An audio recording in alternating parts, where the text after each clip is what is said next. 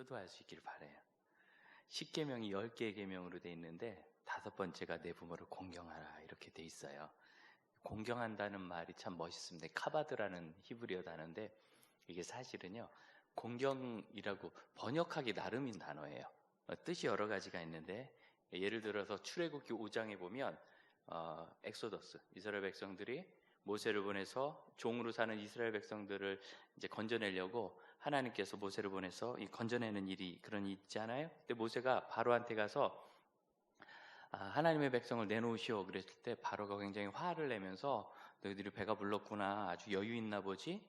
그러면서 백성의 리더들을 불러가지고 너희가 아주 마음이 풀렸다, 여유가 있으니까 이런 엉뚱한 짓 하는 거 아니냐, 바빠야 된다 이러면서 너희의 짐을 무겁게 해버리겠다 이렇게 얘기해. 그러니까 노예의 의무를 무겁게 하겠다. 그래서 옛날보다 재료를 덜 주고 너희 다 재료도 자체 조달하면서 벽돌은 똑같이 만들어내라 이런 식으로 해가지고 굉장히 괴롭힙니다. 그래서 백성들이 불평을 하죠. 괜히 모세가 와가지고 우리 그냥 충동해가지고 안 그래도 힘든데 일거리만 벌렸다고. 요게 이제 카바드예요. 너희의 짐을 무겁게 하겠다. 요 무겁게 한다. 마음이 지금 무거워졌습니까? 안 그래도 노예 생활하고 힘들어 죽겠는데 괜히 모세 와서 가서 바로한테 얘기해가지고 자기들한테 동의도 안 받고 말이야, 리더들끼리 의논해서. 그래서 우리만 더 힘들어졌어. 불평이 얼마나 나겠어요. 그렇게 되는 게 카바드라고 적고 있어요. 곧로부터 3장 지나가면 어떤 말이 나오냐면 바로가 이제 10가지 재앙을 계속 받는 거예요. 재앙을 받으면 알아서 이렇게 딱 숙일 수 있어야 되는데, 인생은요 때가 되면 숙일 줄 알아야 돼요. 그게 중요해요.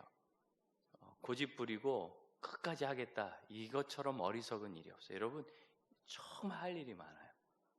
진짜 할 수 있는 일이 많고 갈 수 있는 길도 많고, 그리고 제일 중요한 거, 지구상의 절반은 남자 절반은 여자이기 때문에 그 여자가 아니어도 여자가 또 있어.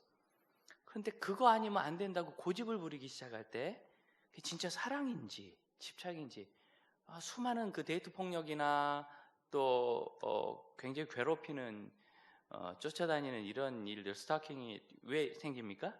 집착 때문에 생기죠. 근데 집착은 사랑도 아니고 이게 굉장히 큰 중독증이거든요. 우울증이고, 모든 정신병은 다 우울증의 기초가 그렇게 되기 때문에 그럴 필요 없는데 계속 고집 부리는 거죠. 교회에 또 예쁜 게 하나 들어왔습니다. 카페 그 밖에 가면은 이렇게 치는 거 보냐, 파라솔이 하나 들어왔어요. 이뻐요, 파라솔이. 비 온다고 접어놨는데 여러분 좀 이따 가서 피고 그 밑에서 놓으세요. 막 이렇게 비 맞으면서 놓으세요. 빛이 이제 그쳐지거나. 예뻐요. 그리고서 그걸 놓을 때 우리가 고민하는 게 뭐냐면, 바람 불면 어떡하나. 목사님은 바람 불어도 다 견딥니다. 태풍이 오면요, 매미급의 태풍이 와도 이건 견딥니다. 오, 괜찮아.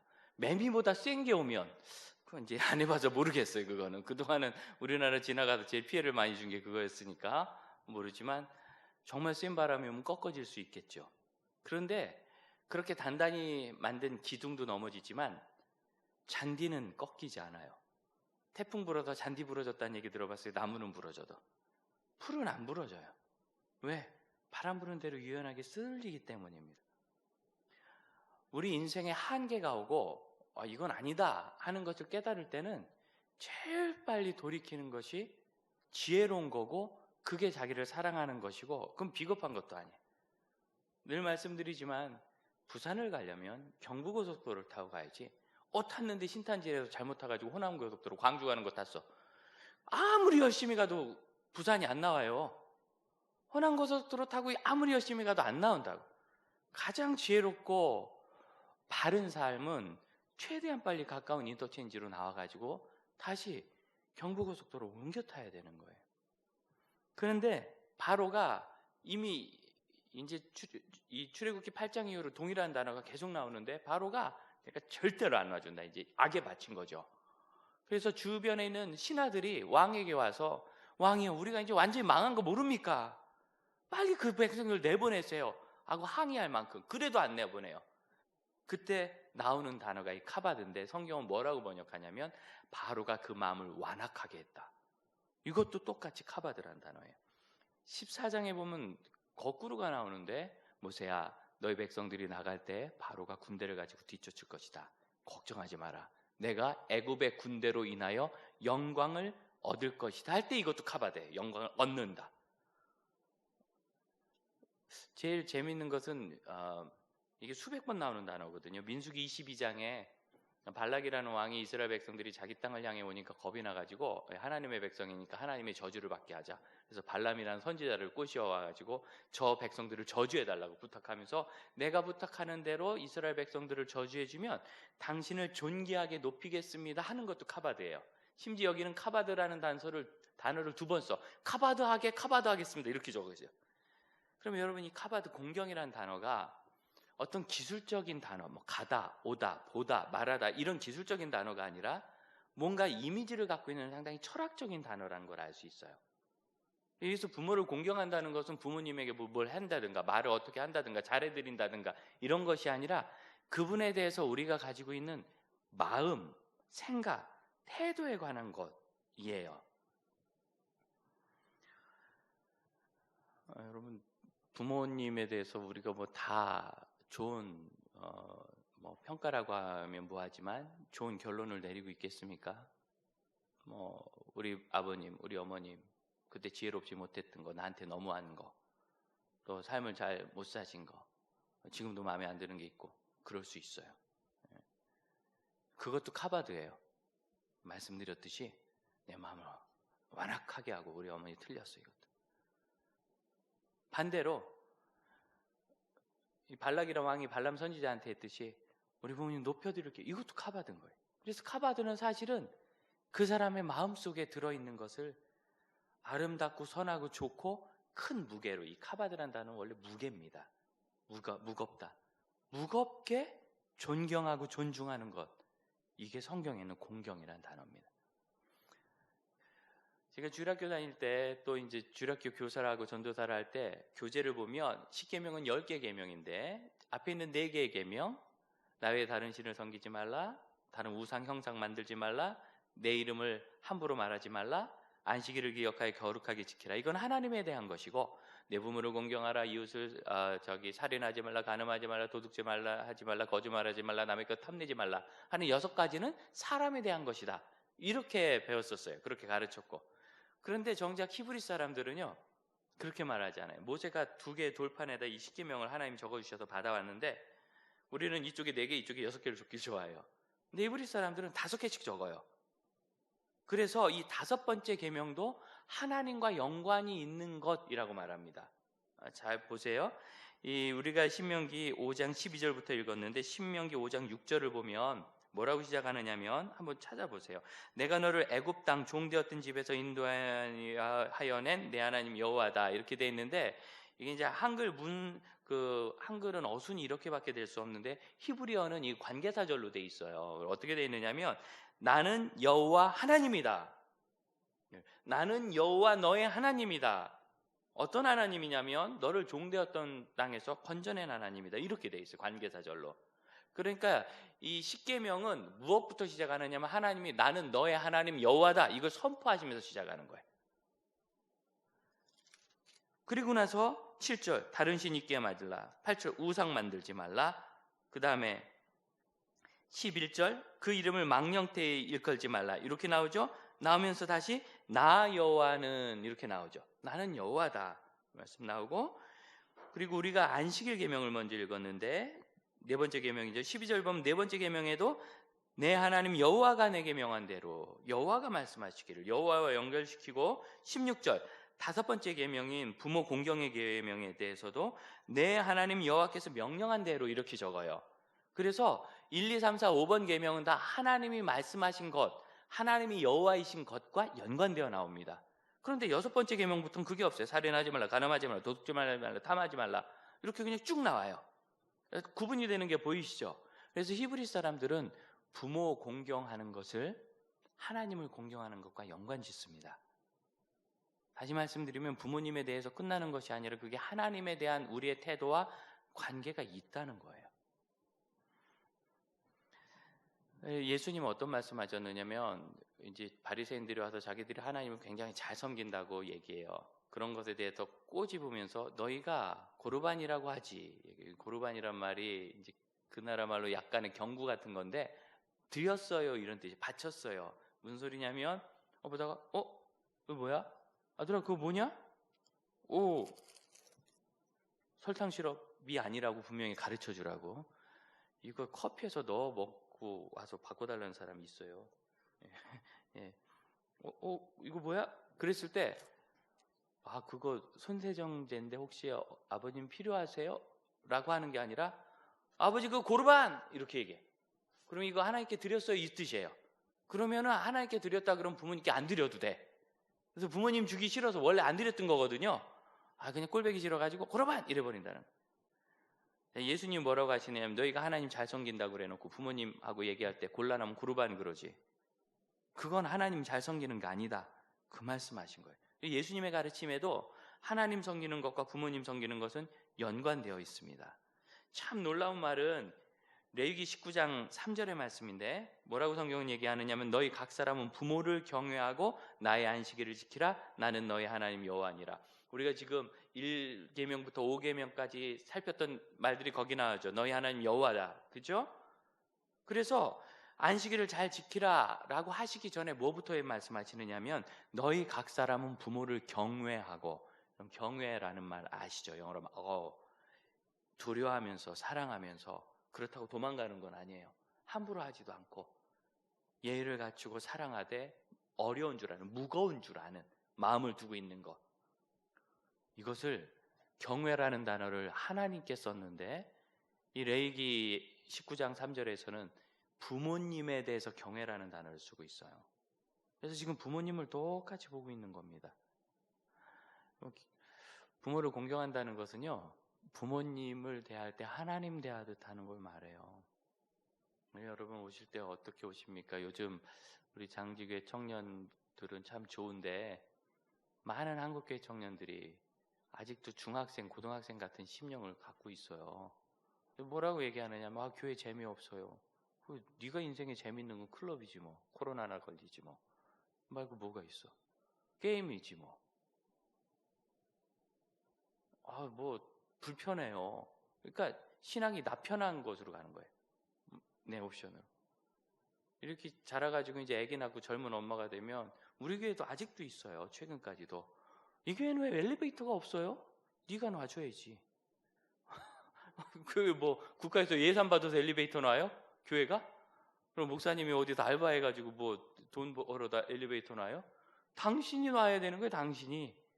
그런데 마치 무슨 와서 서비스 센터 온 사람처럼 왜 이거 안 해줘요? 왜 저거 안 해줘요? 왜 우리 애한테 이거 안 해줘요? 왜 이거 없어요? 막 이런 얘기를 해요. 그건 이해가 안 가요. 신앙이 하나님 중심이어야 되는데 나 중심으로 돌아가요. 그런데 가만히 보세요.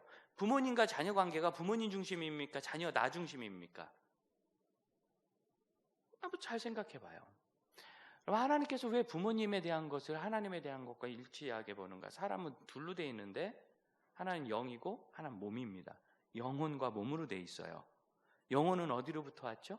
하나님. 여러분 영혼이 어느 날 같이 이렇게 생성되는 게 아닙니다. 하나님으로부터 왔습니다. 창세기 1장 아담을 흙으로 만드시고 불어넣으시니까 이 후라는 게 이 호흡이라는 단어가 영이라는 단어가 들어요. 똑같거든요. 하나님 영을 불어넣으셔. 하나님으로부터 온 거예요. 여러분 사람의 몸이 어디로부터 왔습니까?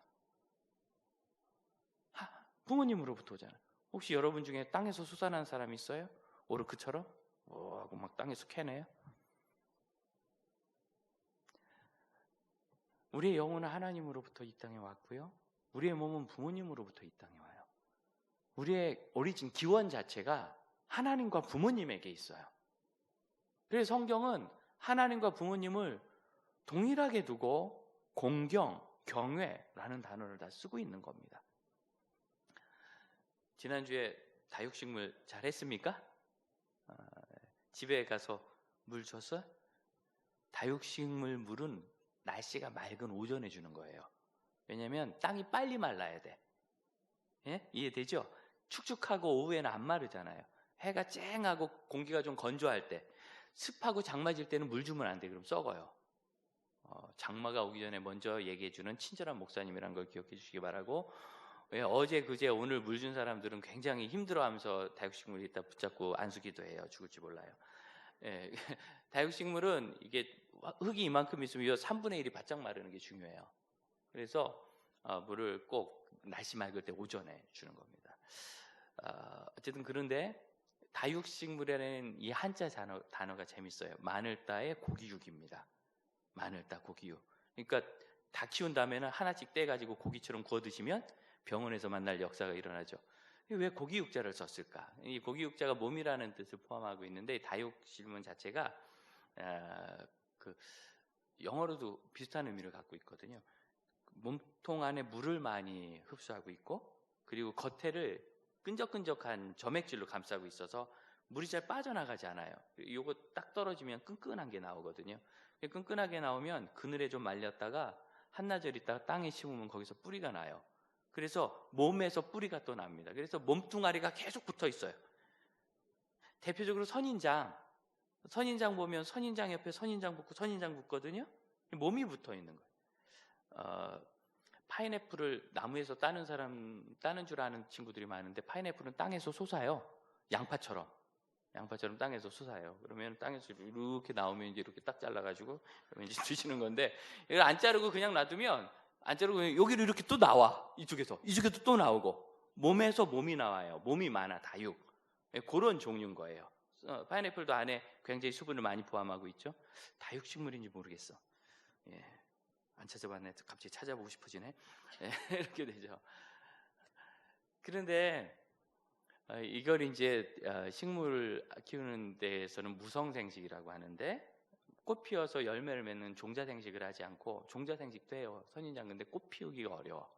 그래서 선인장을 잘 키우는 사람을 뭐라고 얘기하느냐면 씨를 받아서 심어서 싹 키우면 선인장 전문가로 인정을 해요. 우리는 그런 거 못하고 이제 몸나무 이렇게 딱 분리해가지고 심으면 또 나고. 그래서 예전에 그 교회 자매 하나가 한 20년 된 얘기, 한 30년 된 얘기인데 다육식물 한 포기를 갖다가 이렇게 키워가지고 이렇게 하나씩 똑똑 문질러가지고 이렇게 잔뜩 옮겨 심어서 스승의 날 전체 선생님에게 선물로 돌린 적이 있어요. 그렇게 잘 커요 몸뚱아리가.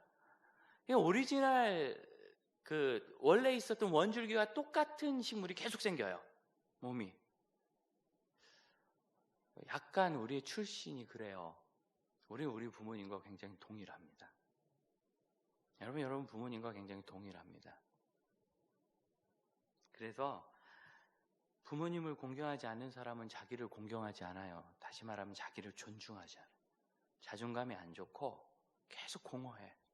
뭘 여기저기 막 찾아다니고.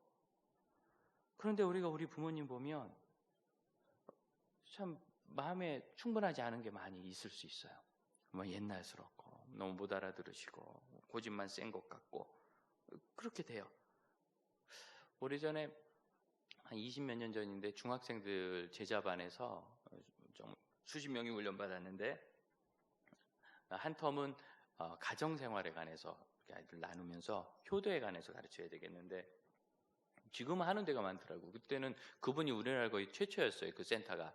그래서 뭘 소개받았느냐면 이렇게 딱 입으면 어른처럼 신체 상황이 되는 그런 뭐 노인 체험 센터, 노년 체험 뭐 그런 프로그램이 있어요. 여러분이 좀 해야 될 건 노년 말고 이제는 부인 체험, 임신 체험 센터 이런 게 있는데 이만하면 10kg짜리 이렇게 복대 딱 채고 이제 며칠 살아보는 거죠. 그렇게 힘들다 그러더라고. 나는 안 해. 어쨌든 그래요. 근데 노인 체험하는 프로그램을 아이들에게 시켰는데 그래서 세트를 뭐 수십 세트 가져와가지고 1시간 정도 일단 한 30kg 정도 돼. 군대 완전 군장이 40kg인데 거기 육박하는 30kg쯤 되는 납덩어리, 뭐 모래주머니, 그 팔, 다리까지 다 차. 애들이 그걸 딱 조끼를 입으면서 막 이렇게 쿡쿡 내려가거든요. 이게 그 무게가 만만치 않습니다. 그러니까 애들이 아이고 그러면서 할아버지 흉내내면서 웃더라고. 그다음 웃을 수 없는 일이 생겼어요. 귀에 귀마개를 쓰여주었는데 이제 어른들 그렇게 안 들린다고. 갑자기 아이들이 표정이 좀 바뀌어요. 너무 안 들리거든. 물어. 이게 진짜 맞느냐고. 80이 넘으면 신체 상태가 그렇게 돼. 거기서 끝나지 않아요. 앞에 고글을 씌워요. 녹내장이 오면 시야가 좁아집니다. 딱 보면 이만큼이 그냥 쉽게 보여야 되는데 고개를 돌리지 않아 안 보여. 이렇게 시야가 좁아지고 백내장이 오면서 노안이 오면 이렇게 앞이 흐려져요. 그래서 고글을 씌우고 그럼 이제 걷고 앉았다 일어나 보고 뭐 콩도 집어보고 젓가락질 안 되죠. 여기도 뭐 끼고 하거든. 장갑 같은 거 몇 겹 안 되죠. 1시간짜리 프로그램인데 50분 지나서 정리하는데 아이들 좀 훌쩍훌쩍거리는 애들이 생겨요. 훌쩍훌쩍. 왜 훌쩍거리느냐면 할아버지 할머니한테 나쁜 짓 해서가 아니라 그래도 교회 다니는 애들이고 제자반 애들인데 그렇게 안 해요. 예의 바르고 인내하고 공경하고. 그런데 죄송한 게 이게 죄송하대. 몰랐대요. 미처. 우리 할아버지 할머니가 이 정도로 귀가 안 들리는 줄. 그러니까 막 맨날 소리 크게 지르고 TV 크게 듣고 시끄럽다고. 그래 눈 이렇게 뜨고 쳐다보고 고글 씌우면요 이러고 딱 보는 애가 없어요. 나도 모르게 이래요. 고개를 내밀고 나도 모르게 이렇게 구부정해지고 계단 오르락내리락 하면 힘들어. 게다가 우리가 거기가 이제 굉장히 높은 층이 있었는데 거기까지 끝까지 올라갔다 내려오게 했거든. 3분의 1쯤 올라가서 한숨을 쉬어. 계단 보고. 우리 어르신들 여기서 올라올 때 가면 그래도 지금 이제 좀 교회 공사에서 나왔는데 옛날에는 이 밑에서 어지럽대. 여기를 올라갈 생각하면 막 까마득하대요. 그 상황이 되어보지 않아서 모르는 거죠. 공경하는 마음은 어디서 오는가? 내가 잘해드려야지 하는 게 아니라 그분이 이러시구나 하고 이해하는 것부터 와요. 성경은 하나님의 뜻을 우리에게 보여줍니다. 그래서 하나님 어떤 분인지 하나님의 생각과 하나님의 계획을 우리가 알 수 있습니다. 그런데 정작 우리는 우리 부모님의 생각과 부모님의 상태에 대해서는 잘 몰라요. 우리 얘기하기 너무 바빠. 공경하지 않아요. 그래서 누구도 80 먹은 노인처럼 내 신체가 약해지는 것을 원한다 할 사람은 없습니다. 우리 형제도 군대 같은 거 기억나요? 각개전투 훈련 일주일 받잖아. 각개전투.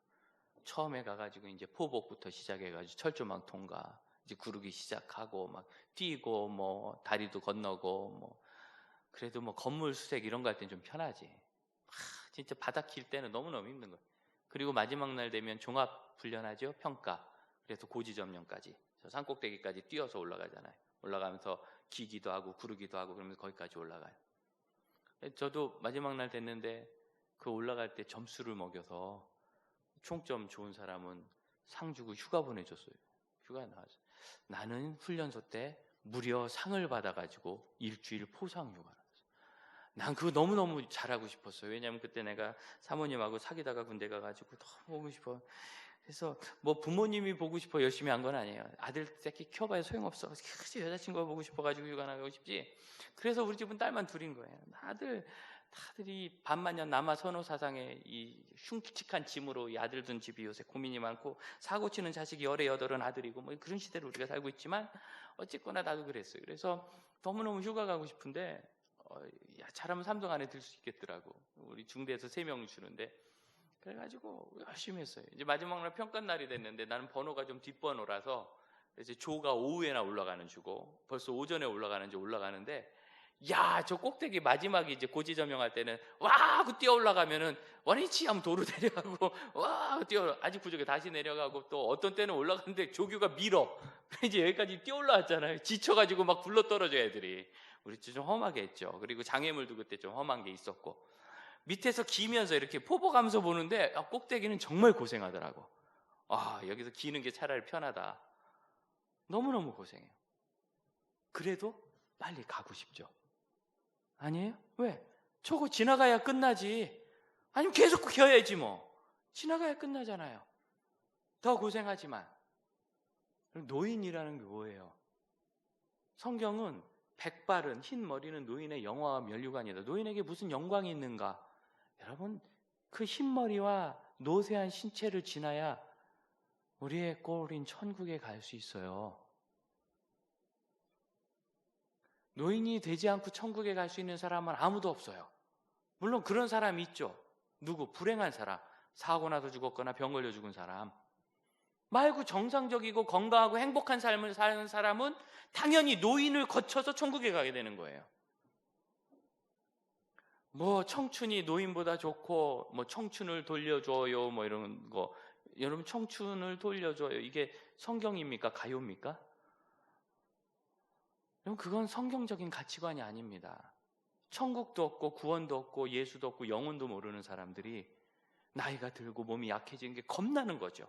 그렇게 해서 만든 이야기에 여러분 다 빠져 있어요. 그렇게 해서 만든 이야기에 우리가 다 빠져 있다고. 실제로 평가해 보지 않고. 성경은 누구든지 가난한 아이로 태어나서 노인이 되고 천국에 들어가는 게 우리 인생의 직선적 결과라고 얘기해요. 우리는 10대의 방황과 20대의 두려움, 30대, 40대 참 바쁜 고통을 지나서 50대 조금 인생을 알게 되고 60대, 70대 비로소 관조하게 되며 여유 있는 마음으로 세상을 보다가 믿음의 후손들이 보는 가운데서 90을 마치고 세상 떠납니다. 목사님이 그 중등부 아이들 가르치던 25년쯤 전에 설문을 했어요. 그때 하반기 세미나인데 인생의 하반기 하프타임을 어떻게 할 것인가 세미나하면서 쭉 설문을 다 해. 그 설문의 결과를 가지고 점수를 내면 내가 몇 살까지 살지 예측이 나와요. 예측을 했는데 내 예측 그대로 난 73세까지 사는 거로 돼 있어요. 앞으로 20년밖에 안 남았는데 그런데 놀라지 마세요. 2년 전인가 하는 걸 했더니 걱정하지 말라고 한 90살까지 산다고? 그새 20년이 생겼어요 나한테. 난 빨리 안 가니까 기대하지 마세요. 많이 남았어요. 그래서 지난주에는 이상하게 우리 선배 목사님들이 노예 목사님들이 목요일날 노예 마쳤는데 금요일날 누가 어머니가 돌아가셔서 나이도 많으신데 아직도 어머니가 살아계셔. 목사님 나이가 70 가까이 됐는데 어머니가 지난 금요일날 토요일날 어제 돌아가셨다는 분 몇 살인데 어머님이 96세셔요. 요새는 90세도 막 넘겨요.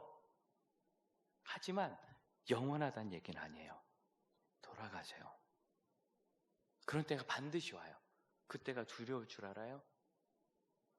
임상심리학 박사인 노상원 목사님이 어머니 돌아가실 때 이분이 40일을 병원에서 안 돌아가시고 마침 그때 이분이 여유가 돼서 4주 이상을 어머니 옆에 침대에서 임종을 지키려고 곧 돌아가실 줄 알고 근데 이렇게 누워있다가 눈을 번쩍 떠 여기가 어디냐?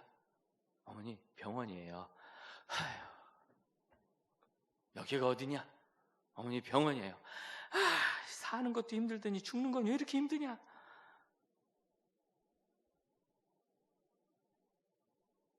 돌아가시죠. 그러면서 그 죽을 똥 살 똥 하신 40일 동안 이제 임사체험이라 하는데 천국을 막 경험하신 거예요. 얘기도 해주고 하나님 만난 얘기도 해주고 그것이 아들 목사님이 목사 되고 얼마 안 돼서 돌아가셔서 엄마 이렇게 살아계셔서 내가 목사 한 수 받는 것도 봤어요. 그랬더니 그까짓 거 뭐? 난 천국 갈 건데 여기가 어디냐? 이거를 우리는 나이 드는 게 쇠약이고 나이 드는 게 잊혀지는 거고 이뤄지는 거고 내가 낡아지는 건 줄 아는데 여러분 그걸 성경에서 본 거예요. 사람들이 하는 얘기 들은 거예요. 성경적 가치관을 갖지 않으면 건강한 사회생활을 할 수 없고 내 삶을 건강하게 못해요. 여러분 보세요. 성경이 이러라 저래라 하는 거 귀찮은 것 같죠. 이거 하지 말라 저거 하지 말라 하는 거 간섭하는 것 같죠. 근데 가만 보세요. 이 위기의 시대에 뭔 또 클럽을 무려 제주도에서까지 가가지고 제주도에 또 옮겼대. 2명 계속 또 검사하고 있대요. 전국에 다 퍼져버렸어요. 근데 거기 누가 갔는지 아시죠? 성경이 금하고 있는 것, 성경이 얘기하는 거룩과 절제라는 것이 우리를 귀찮게 하는 게 아니고 우리를 온전하게 하는 거예요. 인생은 누구나 에너지의 한계가 있어요. 저는 주일날 4번 설교하기 위해서 금요일부터 제 체력 정리하고 토요일날 웬만하면 부산하게 보내지 않으려고 애쓰고 할 것도 많으니까 그래서 이 사부 예배 설교까지 무사히 하고 필요하면 4시에 순장 공부까지 할 때까지 하려고 참 조심합니다. 그러지 않고 제가 불금 달려 철야기도 끝났는데 뭐 이러고 막 토요일날 막 불토 달려 막 여러분 달린다는 건 많은 곳이 있어요. 탄천을 달릴 수도 있고 여기 문현중학교 운동장을 달릴 수도 있고 막 이런 데를 달려. 그럼 제가 오늘 설교를 할 수 있겠어요? 에너지가 그렇게 안 돼. 제일 중요한 거 있죠. 우리에게 있는 가장 소중한 자원 리소스는 시간입니다. 미국이 달러를 아무리 찍어내도 살 수 없고 금을 아무리 갖다 쌓아놔도 살 수 없는 것, 시간. 실제로 삼성병원에서 근무했던 우리 교회 집사님, 제가 옛날에 알던 집사님이 얘기하는데 정말 부자인 사람이 왔었대요. 재산이 뭐 몇천억 정도 되는 사람인데 나를 하루 살려줄 때마다 3억씩 내겠다고. 오늘 한 3억 버셨어요. 이제 정오 지났으니까 1억 5천쯤 썼네. 뭐 의사가 무슨 재주가 있어 그걸 살리겠어요. 아무리 귀한 걸 갖다 놔도 살 수 없는, 그런데 모든 사람에게 동일해. 열심히 봉사했더니 봉사 점수 따서 다음날 25시간 되든가요? 누구에게도 편함없이 대통령이든 거린이든 똑같은 24시간이란 리소스를 쓰는데, 그럼 이 자원을 절제하지 않으면 귀한 곳에 쓸 수 없어요. 그래서 거룩과 절제라는 것은 우리를 귀찮고 제한하는 것이 아니라 우리의 존재를 온전하게 하는 길이에요. 거룩과 절제를 알아야. 도대체 너 코로나 걸리면, 여러분 젊은 다 코로나 이겨낸다고 하지만 이 폐 안에 살기도 하고요. 안 보이게 잠복기도 있고, 이게 또 6개월 정도 지나면 재발할 수도 있고 다시 감염도 될 수 있고 굉장히 심각합니다. 지금 폐렴을 자꾸 알면 섬유화되고 숨쉬기 어려워지고, 그럼 이제 결국 죽는 거예요. 산소포화도 떨어지고. 그런데 너 병 걸려 죽는다 그래도 전화도 안 받는 거예요. 65%가 아직도 전화를 안 받고 있답니다. 거기 클럽에 갔던 애들. 부끄럽고 내가 어디 갔었는지 밝힐 수조차 없는 그런 일들의 시간을 쓰고 살아. 그리고 나서 어제는 그쪽에 있던 친구들이 죄다 강남으로 도망갔대요. 강남에서 이제 서울시가 행정명령을 내리니까 유흥업소들이 문을 많이 닫아서 문 연대가 많지 않으니까 막 줄을 서 있다. 기자가 가서 물어봤어요. 코로나에 뭐 이태원 사건도 있는데 좀 부담 갖지 않으세요? 그랬더니 거기 있던 26살짜리가 짜증을 내면서, 내가 그동안 집에만 박혀 있었는데 어떻게 사람이 그러고만 있어? 여기도 좀 와야지. 그래, 나 생각했어. 거기를 왜 가야지? 안 가고도 이렇게 잘 살아있는데. 그런데 그 친구 머릿속에는 나는 청춘이고 젊고 이런 데를 와야 돼, 술을 먹으러 와야 돼, 밤에 달려야 돼 하는 생각이 확 바이러스처럼 박혀 있는 거예요. 코로나 바이러스보다 더 깊이 뇌 속에 박혀 있는 거죠. 그게 맞는지를 물어봐야지, 진짜 와야 되는 건지. 우리가 굉장히 오염된 지식과 선입견과 생각이 많이 쌓여 있거든요. 그런데 그게 사랑하는 형제자매 여러분을 불행하게 하는 거예요. 대부분. 목사가 마음이 안타까운 게, 오늘도 이 사부 예배 하기 전에 기도하고 준비하면서 여러분 생각하는데 마음이 얼마나 좋은지, 너무 사랑스럽고. 요새 좀 힘들어요. 다 이렇게 얼굴을 마스크로 가리고 있어서. 그러면서 이렇게 보는데요, 마스크를 가리고 있으니까 이분이 누군지 알아보느라고. 오늘도 대희가 산부 예배 왔었는데, 야, 니네 누나 큰 줄 알았더니 이렇게 했으니까 아담하다. 여자친구인데요. 완전 실수했어요. 그렇구나 그래야 되는데 괜찮아, 난 더 작은 여자랑 살아 이러면서 어떻게든 달래야 되는데 눈밖에 안 보이니까. 그래서 알아보려고 눈을 막 떨어지게 쳐다봐. 그러면서 아는 거예요. 여러분, 눈이 되게 이뻐. 계속 가리고 다녀요. 눈이 이쁘다는 게 얼굴이 아니고 눈이 이뻐요. 여러분, 서로 한번 보세요. 눈이 정말 아름답고, 사람의 눈이 이렇게 아름답구나, 참 그렇게 봅니다. 정말 아름다운 눈을 가졌고 귀한 사람이, 사랑스러운 사람들인데 참 많이 마음이 괴로워. 여러분들 너무 마음이 괴로워요. 그런데 괴로움이 어디서 왔는가? 여러분, 니네들 머릿속에 있어요. 나를 괴롭히는 거예요, 스스로. 그럼 머릿속에 있는 거 어디서 왔는가? 우리가 이 세상 태어나면서 지금까지 자라오면서 텔레비전과 학교, 친구, 곳곳에서 들은 쓸데없는 지식들. 나도 어디 가봤어야 되는데 못 가봤고, 뭘 먹어봤어야 되는데 못 먹었고, 아직 나는 세상에 이성교제 한 번도 못 해봤고, 뭐 집도 못 사놨고, 뭐도 못 할 것 같고. 그렇지 않아요. 여러분의 모든 인생의 길은 하나님이 함께 하십니다. 그게 이 5계명이에요. 뭐라고 얘기해? 내 부모를 공경하라. 그러면 여호와가 너에게 주신 이 땅에서 너희가 생명이 길고 잘 되리라. 길고 잘 되리라. 보장 아닙니까? 길고 잘 되리라. 보장 아니에요?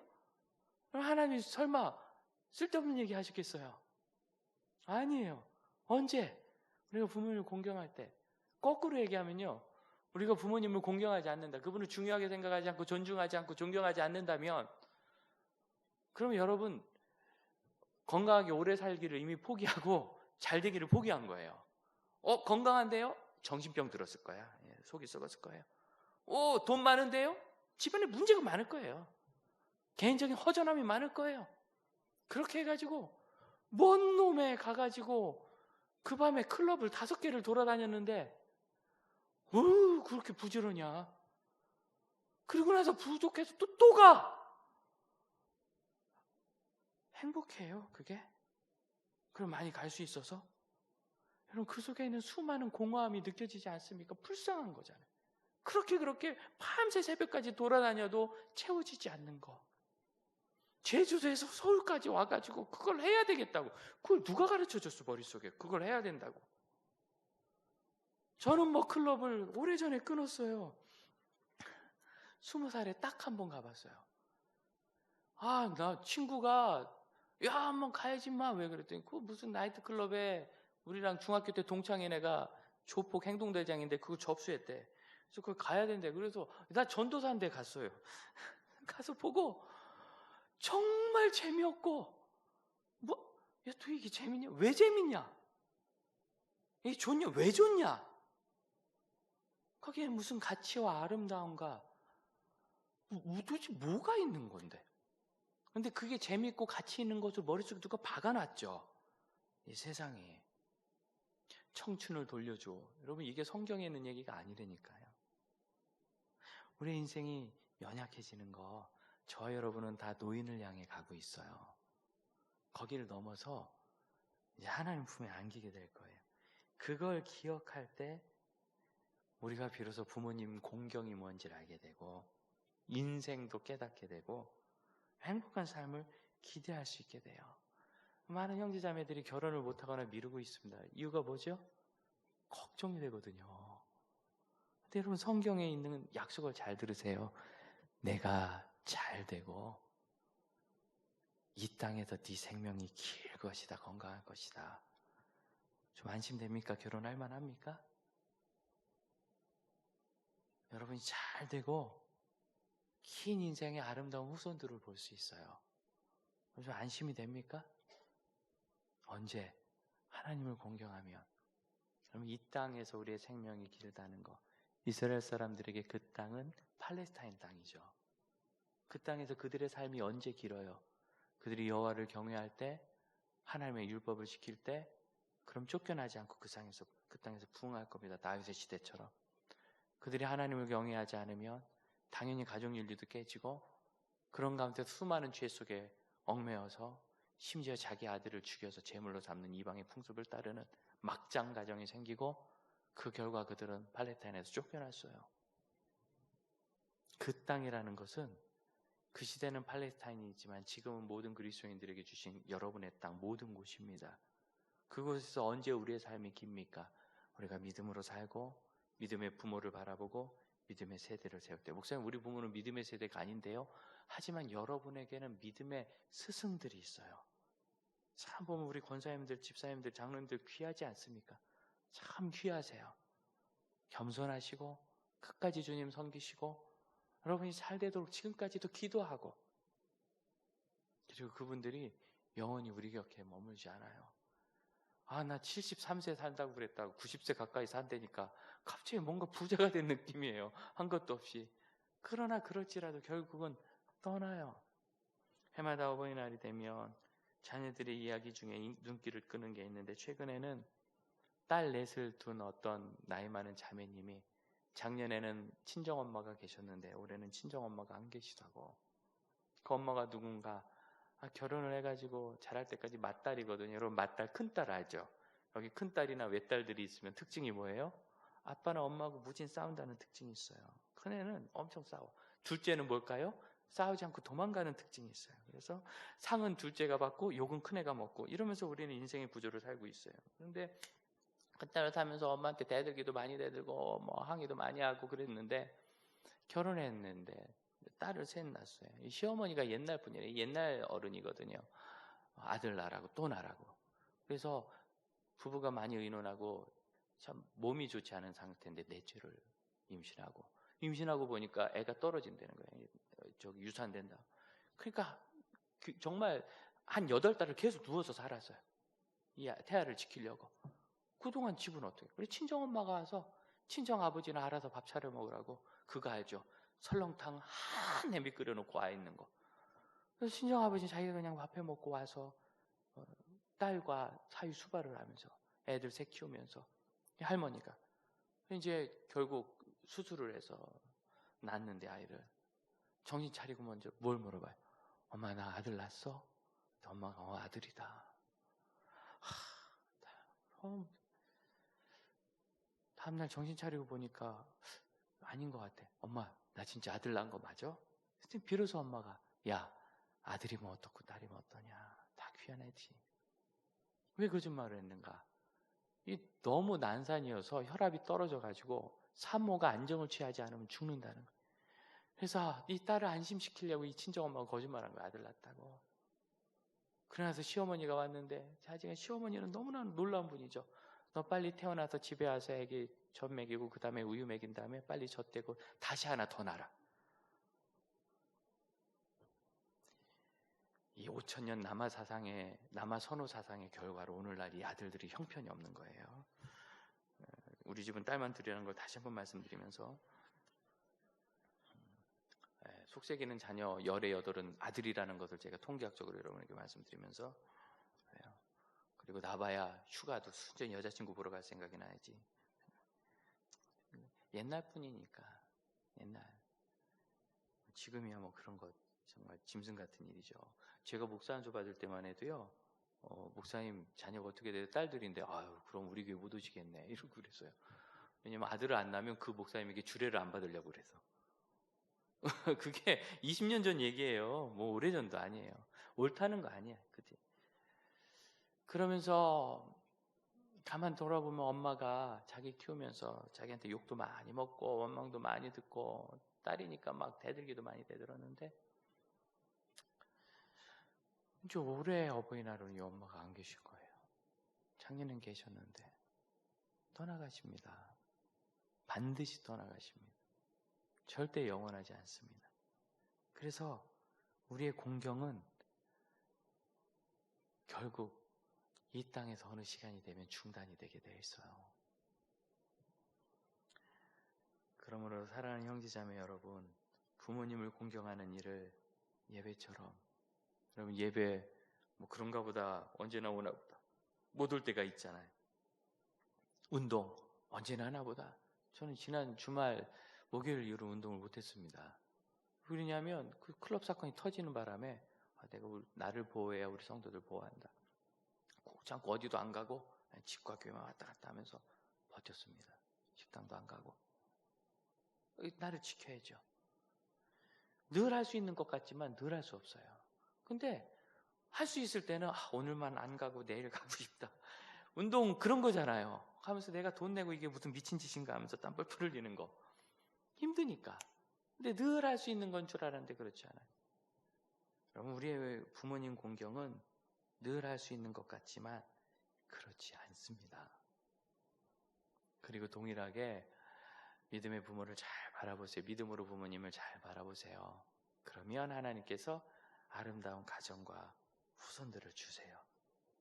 여러분의 아들, 딸들이 태어나서 뭐 공부를 잘할지 놀기를 잘할지 모르겠지만 건강히 잘 자라서 나보다 더 아름다운 인생을 살게 된다.